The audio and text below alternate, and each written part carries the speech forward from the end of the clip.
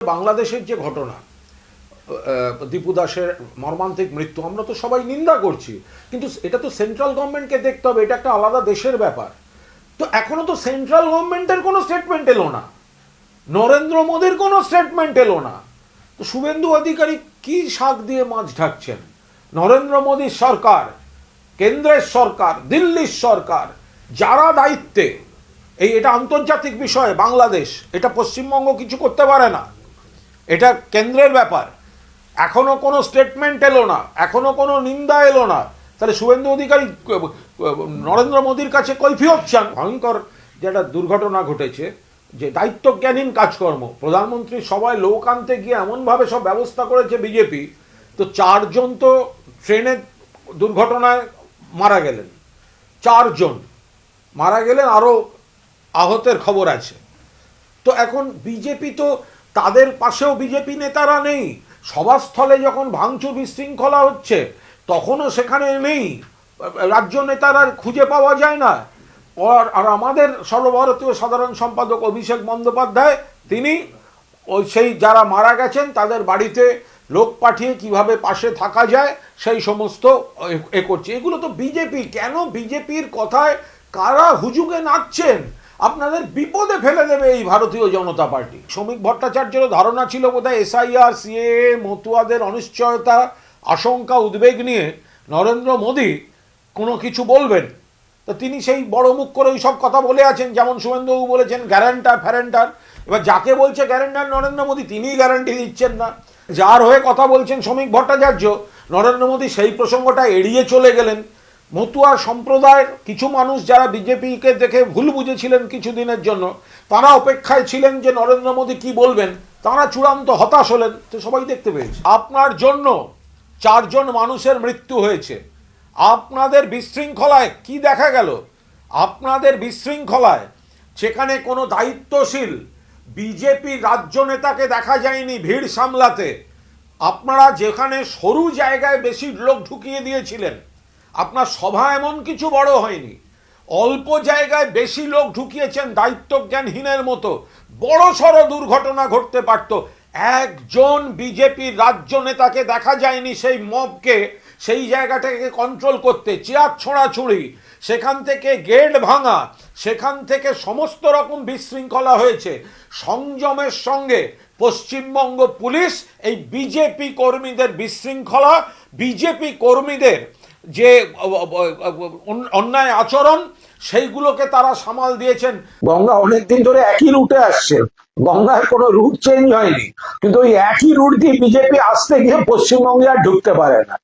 যা ভালো করে পুজো দেবেন, 2026-এ প্রথম যাত্রাতেই অ্যাক্ট অফ গড, হেলিকপ্টার অব্দি আকাশ পরিষ্কার ছিল, সূর্যের আলো ছিল, মেঘহীন নীল আবরণ ছিল, সেখানে আজ সকাল থেকে কুয়াশা।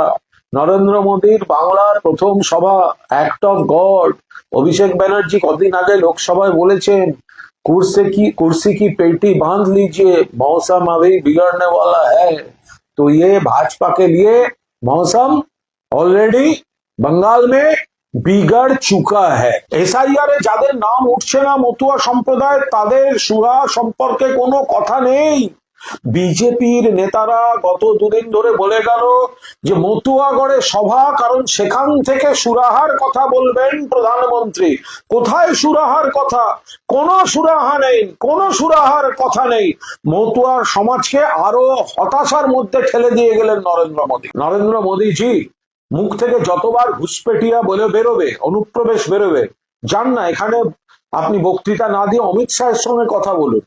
অনুপ্রবেশ তো আটকাবার দায়িত্ব কেন্দ্রীয় স্বরাষ্ট্রমন্ত্রীর, বিএসএফ দিয়ে দেশের সীমান্তে। ওটা তো পশ্চিমবঙ্গের পুলিশ দেখে না। ত্রিপুরায় কি করে রোহিঙ্গা ধরা পড়ে, কি করে বাংলাদেশি ধরা পড়ে?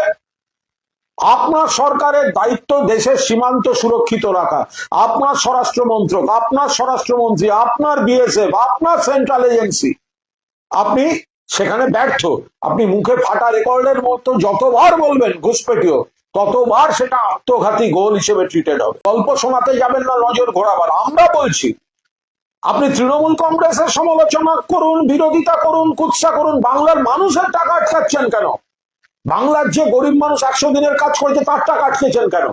বাংলার যে মানুষ আবাস আপনি তার টাকা আটকেছেন কেন? বাংলার পরিকাঠামো উন্নয়ন 2 লক্ষ কোটি টাকা, আপনি তার টাকা আটকাচ্ছেন কেন? বাংলায় প্রাকৃতিক বিপর্যয় হলে তার টাকা দেন না কেন? অন্য রাজ্যকে টাকা দেন। ফলে আপনি বাংলার প্রতি বিমাতৃসুলভ আচরণ করছেন, বৈষম্যমূলক প্রতিহিংসামূলক আচরণ আপনি করে চলেছেন। পশ্চিমবঙ্গের বকেয়া টাকাটা আগে দিচ্ছেন না কেন নরেন্দ্র মোদী? পশ্চিমবঙ্গের ন্যায্য টাকা দয়া করছেন না, আপনার টাকা আপনি দিচ্ছেন না। পশ্চিমবঙ্গ থেকে কর নিয়ে যান, পশ্চিমবঙ্গ নিয়ম মতোই টাকা পাবে। পশ্চিমবঙ্গ সরকার যে টাকা পায় 2 লক্ষ কোটি টাকা বকেয়া, বাংলার মানুষের টাকা, বাংলার উন্নয়নের টাকা, তো দিন, সেটা আগে দিন, তারপর তো কথা বলবেন। আপনারা তো দেশের সরকার, কে বারণ করেছে? পশ্চিমবঙ্গের যদি কোনো উন্নয়ন করার আপনাদের থাকে তা আপনি করুন না। আপনি কি উন্নয়ন করবেন?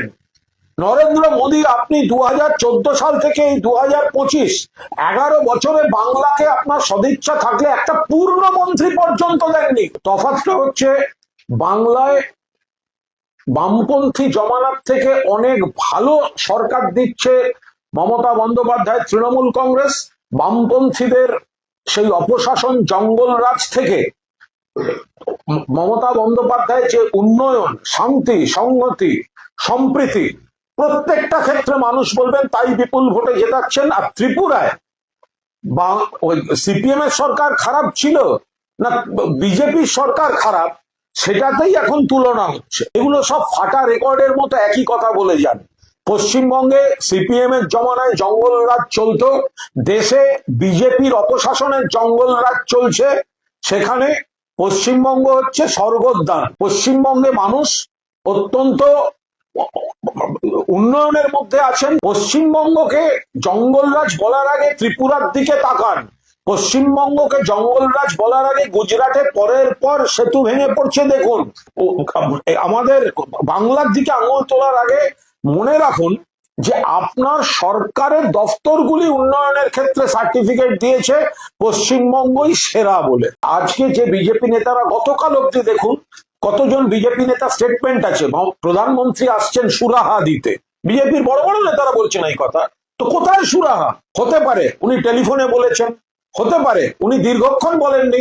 আরে জরুরি কথাটা তো আগে বলবেন, পুরোনো ভাষণগুলো ফাটা রেকর্ডের মতো চালালেন কেন? জরুরি কথাটা তো আগে বলবেন।